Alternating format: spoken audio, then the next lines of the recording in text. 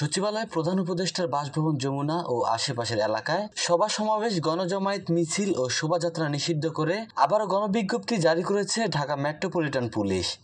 শনিবার 10 মে এই গণবিজ্ঞপ্তিটি জারি করা হয়। তবে নতুন এই গণবিজ্ঞপ্তিতে শাহবাগ এলাকাকে নিষেধাজ্ঞার আওতার বাইরে রাখা হয়েছে, পাশাপাশি অফিসার্স ক্লাব এলাকাকেও আওতাভুক্ত করা হয়েছে।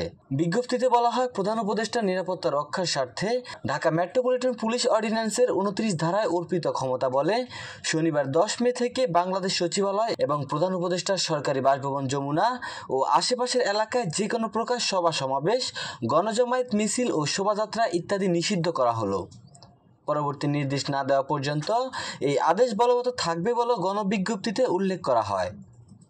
এর আগে গত 13 মার্চ বাংলাদেশ সচিবালয় এবং প্রধান উপদেষ্টার সরকারি বাসভবন যমুনা ও আশেপাশের এলাকায় যে কোনো প্রকার সভা সমাবেশ, গণজমায়েত মিছিল ও শোভাযাত্রা ইত্যাদি নিষিদ্ধ করা হয়।